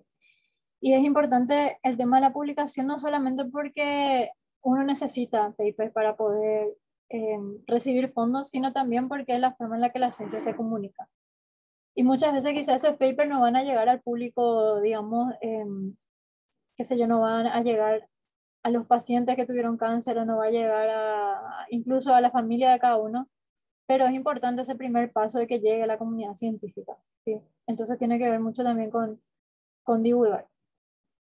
Ahora les puse la bibliografía al final de algunos papers que tuve en cuenta y pensé que podíamos ver un paper juntos, una sección de un paper juntos para ver qué qué errores cometieron ellos, por ejemplo. Les voy a pasar el enlace en el chat. Aquí hay dos preguntas antes de pasar a esa otra sección. Dice Rocío, si el título no puede llevar el nombre de mi tesis, el título del artículo sí puede llevar el nombre de su tesis. Yo creo que sí podría llevar el nombre de la tesis, pero generalmente tiene que ser en idiomas diferentes si es que lleva el mismo título o hacer un poco diferente al título de la tesis porque puede saltar en los buscadores como si fuese plagio, porque generalmente las tesis se publican en la web también. Entonces es muy tonto porque uno al final fue el que escribió la tesis, fue el que escribió el artículo, pero puede traer problemas por eso. Entonces, si es que se puede poner otro título, yo te recomendaría poner otro título, en verdad. Incluso si es que la tesis generalmente abarca más cosas que lo que se abarcó en el paper o viceversa. Y Javier dice, posterior a la publicación del paper, ¿qué papel activo puede tener el lector frente a su revisión? Por ejemplo, enviar una refutación o algo por el estilo. Sí se puede, o sea, en el caso de los preprint, por ejemplo, es mucho más fácil, porque esos son papers que generalmente todavía no se aceptaron para publicar, pero que ya están en la web, ¿verdad? Ya se mandó a tener, qué sé yo, libre acceso. Entonces, generalmente ahí sí es más fácil enviar comentarios, incluso es muy útil para los autores recibir ese tipo de comentarios, porque si ellos todavía están en proceso de revisión para publicar, pueden incorporar esos comentarios, ¿verdad? Pero claro, posterior a la publicación, uno puede enviar sus comentarios a las revistas, ¿verdad? Uno continúa siendo un revisor activo, puede pedir que se retracte eh, el artículo o puede mandar una carta mencionando ciertos temas también. Hace poco hubo un caso de un científico chileno, justamente un científico de bastante renombre en Chile, y tuvo que irse a juicio en la universidad porque había plagiado ciertas figuras, por ejemplo, de su paper. Y eran papers que estaban publicados en Nature. Y tardaron como que salió a la luz 5 años después de que ya se habían publicado. Entonces, yo creo que es importante el papel del lector justamente después de que una revista ya está, o sea, un artículo ya se está publicado en una revista.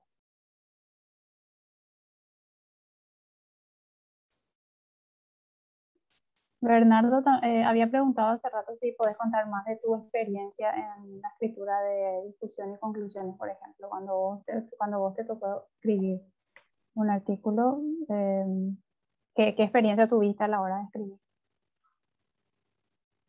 esas partes, ¿no? Bueno, como les mencioné, em, no, o sea, quizá la experiencia de escribir un artículo sea personal, pero uno siempre tiene que tratar de no hacer tan personal, digamos, la conclusión o la discusión en el sentido de que uno tiene que ser muy consciente de qué es lo que está presentando con sus resultados y cuáles son los límites del alcance de lo que está mostrando. Por más de que uno tenga que uno crea que cierto fenómeno es de cierta manera, si es que los experimentos todavía no muestran eso, uno no puede mencionar ese tipo de cosas, por ejemplo. Puede volver al laboratorio y hacer más experimentos para tratar de probar esa teoría, pero generalmente teorías, por ejemplo, no se deben nombrar, ¿sí? Y no sé, o sea, escribiendo un paper en verdad, no sé qué les puedo decir, es como escribir una tesis. Pasan por millones de revisiones, como ustedes pueden ver acá, no es que es un archivo de Word con el manuscrito, un archivo con la figura y los datos y ya está. Hay millones de versiones que nos pimponeamos entre todos los autores, porque eso también es importante. No es solamente el autor principal y el primer autor el último, que generalmente es el estudiante y el profesor los que tienen que leer el artículo. Todos los autores que están citados tienen que ser hábiles de hablar de ese artículo científico y eso es algo que muchas veces no pasa. Hay muchas veces, y en Paraguay pasa mucho, que se cita a gente que no trabajó en un artículo y se le cita porque es el jefe del área, por ejemplo. Y ese tipo de prácticas están súper mal, porque para ellos es para engordar el currículum, pero no debería ser así. Todas las personas que están citadas en el artículo deberían haber por lo menos leído el artículo una vez y enviado sus comentarios. por más que no fueron ellos los que escribieron.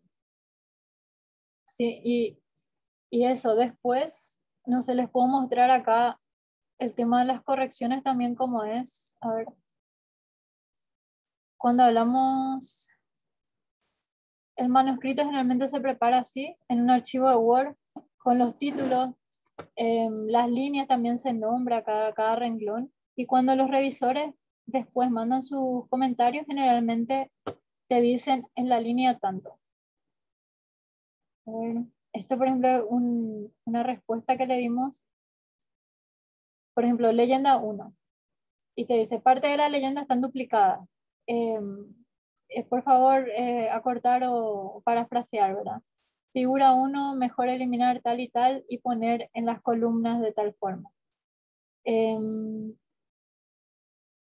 A ver, si hay uno que nombre acá, por ejemplo, línea 228. Y te manda tu comentario y esta es la, o sea, este ya es un proceso posterior a escribir, ya es la parte donde se hace la revisión. Pero generalmente los revisores te mandan de esta forma los comentarios y uno tiene que volver a enviar un archivo de Word con cada respuesta a cada comentario, ¿verdad? Y eso, o sea, yo creo que es una parte muy engorrosa, el tema de escribir. No a todo el mundo le gusta escribir, pero personalmente yo disfruto mucho de escribir porque también hay veces que te permite pararte a pensar qué otros experimentos podés hacer. Porque muchas veces en el laboratorio estás todo el tiempo en el mesón y te olvidas de sentarte y decir, bueno, ¿qué? ¿Y ahora cómo continúo? ¿Qué más puedo hacer? Cosas así. No sé si eso responde quizá la pregunta. Sí, yo creo que sí. Y hasta aquí no hay más preguntas. Si quieres poder seguir con la parte que dijiste. Les voy a compartir en el chat un enlace. Es un documento de un artículo que habíamos leído hace poco con unos compañeros acá, que es este artículo. Espero que todos puedan tener acceso y lo único que vamos a leer es la primera parte de los resultados, ¿sí? Solamente esta sección que dice a defense system that produce CCM, ¿sí? Y continúa hasta acá. Para darles un poco de contexto, este paper es bastante interesante, ¿verdad? Y habla del CMP cíclico y el UMP cíclico y cómo estos median la inmunidad de la bacteria contra los pagos, ¿sí?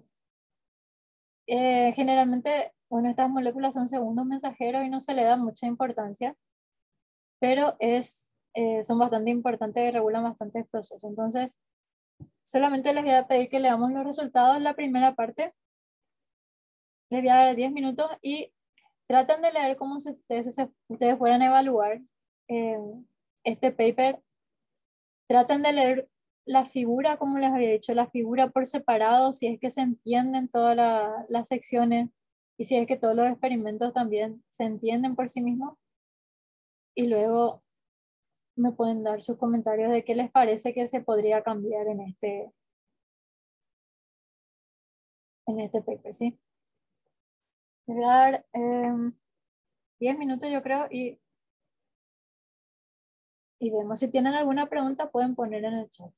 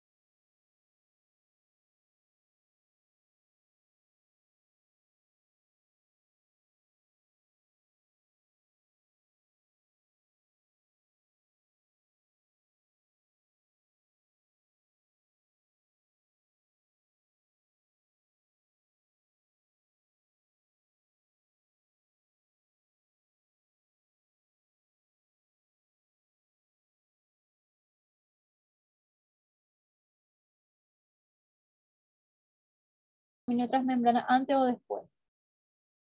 Después en el clado B se organiza de otra manera, en cada uno se organiza de diferentes maneras esos genes, y luego lo que ellos hacen es expresar, creo, esos genes mismos en Escherichia coli y ver si le ofrece, no, perdón, lo que hacen es ver la actividad de esos genes que ellos predicen que son ciclasas, y estudian si es que son ciclasas específicas para UMP o para otras enzimas, o para otras moléculas. Pero como pueden ver acá, por ejemplo, esta no es tan específico, también puede hacer GMP, no solamente UMP, ¿sí? Entonces, como estos segundos mensajeros, ocurre que a veces en un organismo, en un grupo de organismos, por ejemplo, el GMP es el que hace la diferencia, el GMP cíclico, el que hace cierta función, pero en otro clado de organismos, por ejemplo, es el AMP cíclico. Por eso es que ellos hacen este estudio filogenético. No siempre es necesario, pero tiene siempre que ver con la pertinencia en el estudio, ¿sí? Por eso es que ellos hacen eso, pero más adelante en el paper ellos se quedan trabajando con el de Escherichia coli, ¿sí? Pero es interesante saber si es que nosotros tenemos la misma organización genética, pero está generando otra molécula, entonces para ver si es que en ese otro clado, por ejemplo, es otra molécula la que está cumpliendo esa función. Es para eso. Bueno, en la figura 1, cuando yo leí al principio, lo que a mí me confundió, por ejemplo, les voy a decir, no sé si alguien quiere hacer algún comentario, pero lo que a mí me confundió, por ejemplo, al comienzo, acá, habla de las ciclasas, creo que era en la figura B, sí. Ellos lo que hicieron fue tomar estos genes de estas ciclasas y expresar en Escherichia coli en una cepa de laboratorio que no tiene esta ciclasa, y vieron que le protegía contra los fagos. Pero ellos, por ejemplo, acá no explican. Dicen, transformaron la bacteria y probaron con un panel de 12 fagos, ¿verdad? Y vieron que le proveía de sustancial defensa.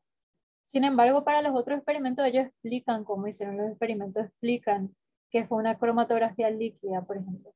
Y cuando yo miré la primera vez la figura, leyendo el texto y viendo la figura sin leer lo que está abajo, yo no entendía a qué se refería a esto. All defense dice, ¿verdad? ¿Cuánto le protege sería? Y uno no entiende cómo se construye este gráfico. Sin embargo, cuando leemos el pie, en el pie sí te explica la figura B. Te explica que el fold defense se midió haciendo diluciones seriadas en ensayo de placa, por ejemplo. Y ya que describieron los otros diciendo que una línea tan corta, yo creo que hubiese ayudado bastante desde mi punto de vista que ellos hayan puesto antes en el texto ya. Esa simple línea que se hizo dilución seriada para ver. Quizás para otra persona que trabaja en esto es obvio cómo hicieron, pero yo no trabajo con defensa FAOS y eso. A mí me interesaba desde el punto de vista del segundo mensaje. ¿Sí? Bueno, me preguntan si el pie de descripción de la figura es tan extenso. Generalmente los pies de figura no suelen ser tan extensos, depende de cómo escribe cada autor, digamos. Pero tendrían que explicar más o menos cada parte de la figura por sí mismo, ¿sí? Es como que uno, como les había explicado hace rato, tiene que ser posible ver la figura y entender solamente leyendo el pie del texto, ¿sí? Hay algunos, por ejemplo, como yo les mostré antes, que solo describe, a ver, voy a mostrar esa figura que habíamos visto antes, por ejemplo, al mirar uno ya puede hacer inferencia, quizás.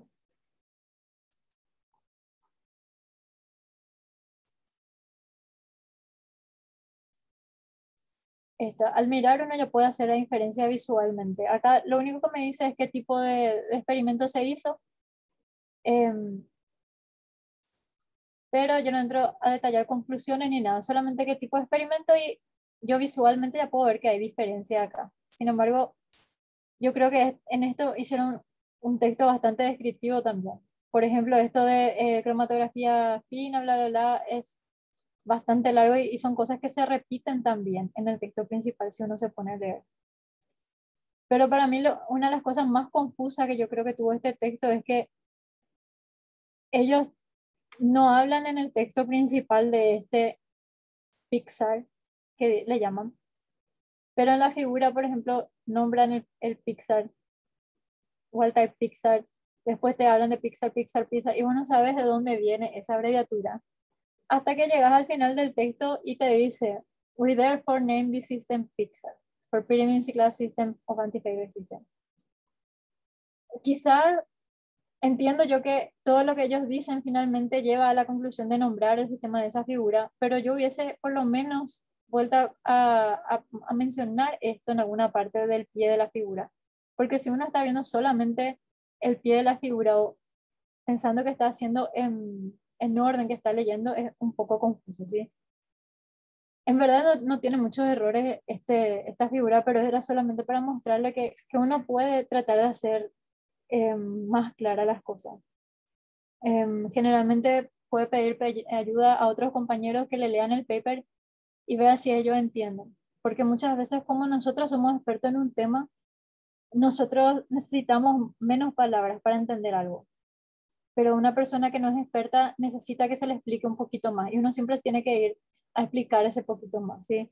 Nunca pensar que una persona va a ser experta y va a poder hilar las ideas que uno hila a leer el paper, ¿sí?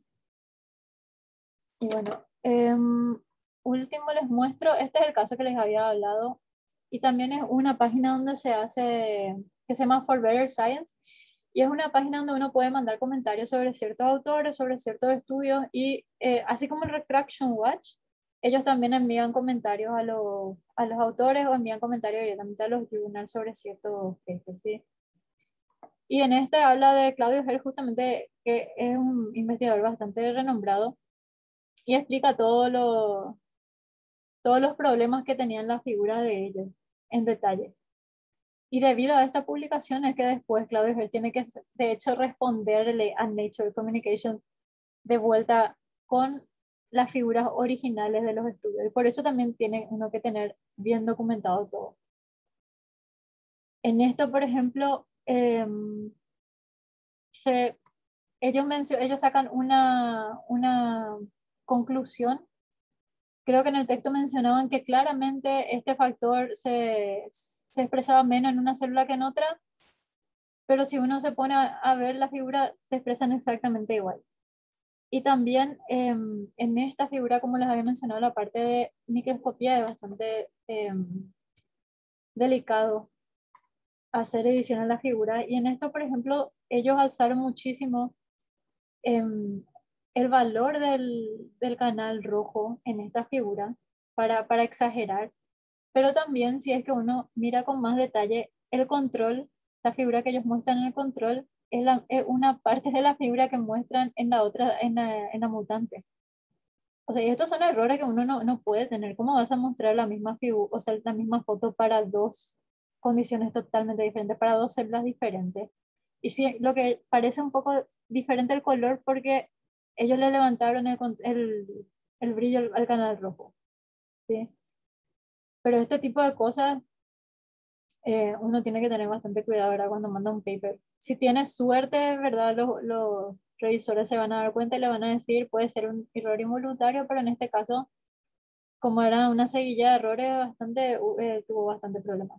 También en esto, por ejemplo, que si ustedes se fijan, esta banda de acá y esta banda de acá son exactamente iguales, simplemente está dado vuelta. Y bueno, además está decir, ¿verdad? Que uno no tiene que entrar en este tipo de práctica y que tiene que tener, porque puede ser que no sé, por azares de la vida también se ve de esta forma tu banda, pero por eso también tener las imágenes sin editar al no preparar la figura. ¿Sí? Y bueno, eso, no sé si tienen alguna otra pregunta. Esta es una página también que pueden revisar para eso, pero sí, siempre uno está siendo el revisor constantemente de los papers que se publican.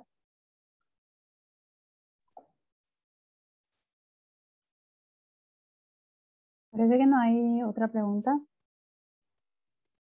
Si alguien más quiere dejar alguna pregunta o algún comentario, o si quiere habilitar su micrófono, no hay problema tampoco.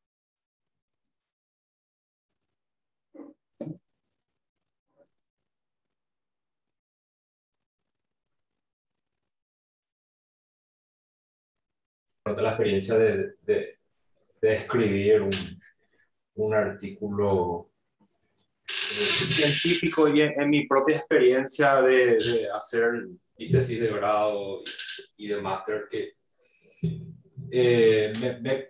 me costó muchísimo la parte de sacar de mi cabeza las ideas y las conclusiones. O sea, una revisión de literatura, la metodología, ¿no? Como que mucho más sencillo. Y al momento, por eso hice yo esa pregunta, al momento de sacar mis conclusiones, me costó mucho y la hipótesis mía es que en nuestro sistema educativo paraguayo no tenemos una formación en ese sentido, ¿no? De escribir, de aterrizar nuestras ideas.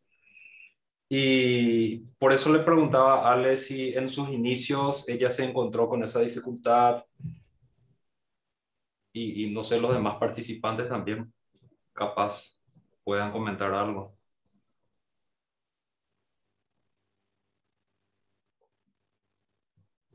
Yo tuve la experiencia de una amiga cuando estábamos estudiando en Chile que era paraguaya y ella estaba en la Facultad de Psicología. No digo que para mí no fue difícil también escribir, fue difícil, pero yo de verdad siempre leí mucho y escribí mucho cuando era chica, así cuentos y esas cosas. Entonces para mí no es tan difícil eso. Sí, de repente necesito que un profe me guíe más en qué cosas puedo decir o qué cosas ya me estoy yendo de mambo, ¿verdad?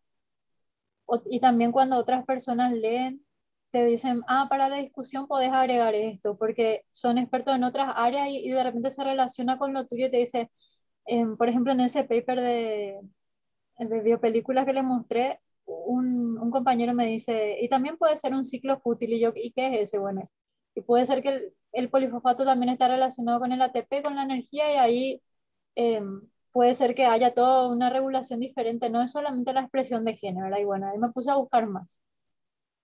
Pero tuve una compañera que hizo psicología, ¿verdad? En la UCA y después se fue a hacer psicología en la Católica de Chile. Y sí, de verdad el sistema educativo del país falla en ese tema de hacernos procesar las ideas y volver las ideas propias en nuestra cabeza que podamos expresar luego con nuestras propias palabras. Y a ella le costó mucho el primer año, porque falta ese tema de lectura comprensiva, de poder leer y de no escribir lo mismo que vos leíste, sino de escribir de la forma en la que vos entendiste. Y la recomendación que yo les diría es leer, leer mucho y tratar de escribir las cosas y cuando escriben no escribir lo mismo que leyó. Tratar de escribir de otra forma, tratar de explicar con tus palabras.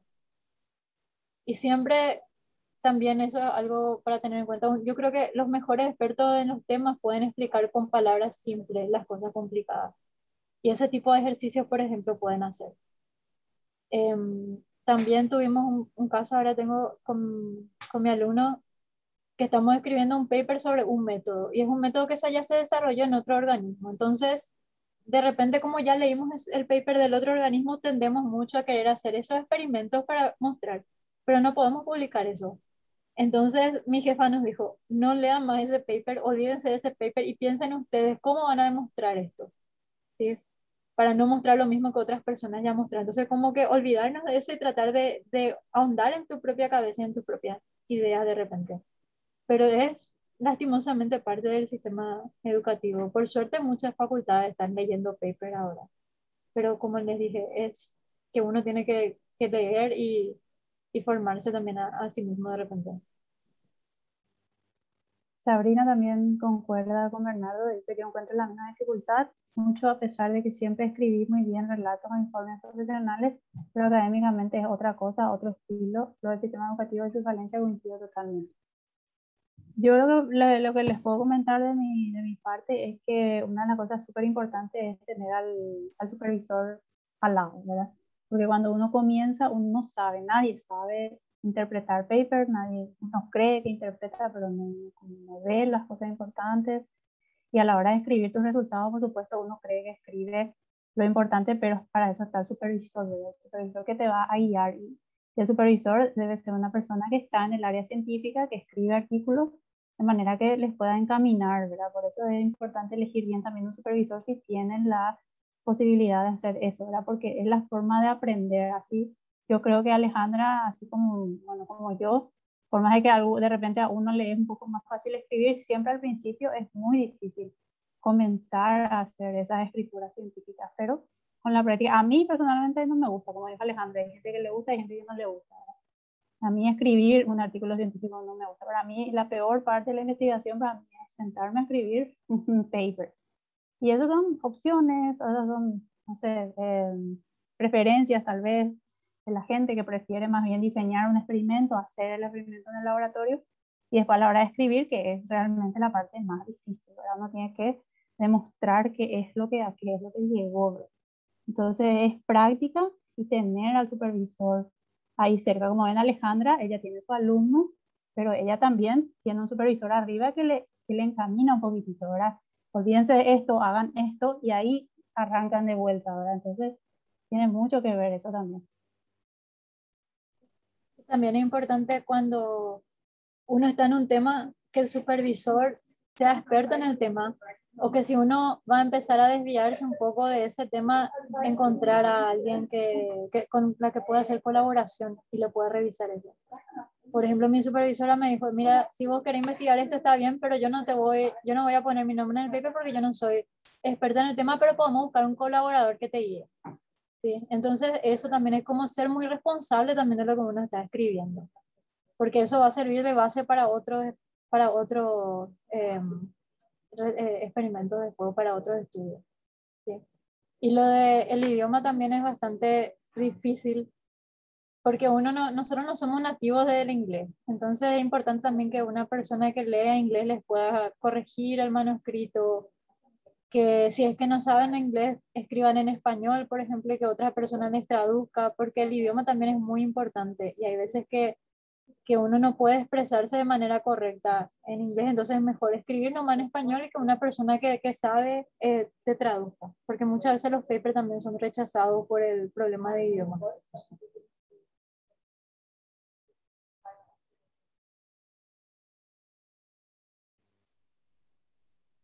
Yo nunca usé Grammarly, en verdad. Para mí mi supervisor me corregía generalmente en inglés, así que no te podría decir, quizás si alguien tiene experiencia usando Grammarly puede comentar.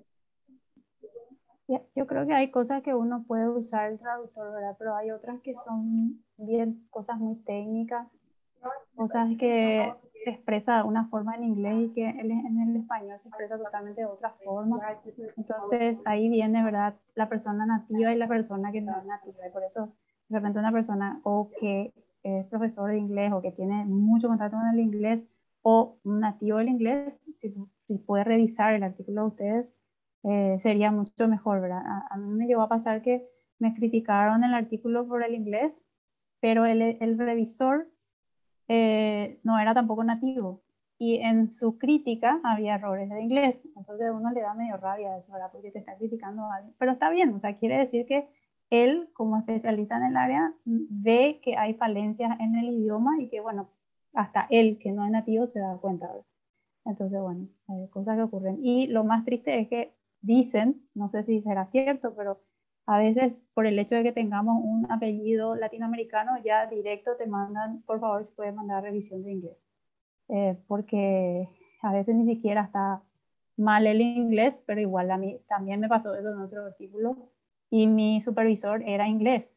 Entonces él revisó el inglés, igual me mandaba, ¿por qué? Porque como primera autora yo era latinoamericano, o sea, Román es latinoamericano total, ¿no? Entonces es como que, no sé, cosas que a veces tienen también algunos vicios, algunos revisores y pasa eso, ¿verdad? Pero bueno. Y en español también, o sea, no crean que es solamente al inglés. Mi tutor, por ejemplo, no entendía nada cuando yo le escribía a veces en español, porque me decía el español paraguayo diferente del chileno, en el sentido, no en las palabras, pero en el orden en el que nosotros formulamos una oración, por ejemplo. Entonces, todas las correcciones que te hagan en la vida, yo creo que te sirven para que uno vaya mejorando. Porque mi profesor la primera vez me dijo que me le iba a prender fuego a mi proyecto de tesis porque estaba inentendible. Pero a medida que le fui conociendo y que él me fue corrigiendo mis manuscritos, me fue aprendiendo cómo se escribe realmente. Entonces, de verdad es importante que tengan un supervisor que les preste atención y que tenga también en cuenta esos temas. O sea, uno puede tener su propio estilo de escribir ciertas cosas, pero tiene que ser leíble para otras personas también. Sí. Javier, él no recomienda, dice lo que dijo Bernardo, ¿verdad? Grande, otro traductor automático. Creo que Javier es profesor de inglés de niños y jóvenes y no recomienda eso, pero sí recomienda estar en contacto tanto con los textos y productos en la lengua que se requiere escribir, pero también buscar soporte de alguien que sepa el idioma, pero que sea de conocimiento técnico, no solamente nativo, por ejemplo, un biólogo angloparlante. Sí, así es. Bueno, no sé si tienen alguna otra pregunta.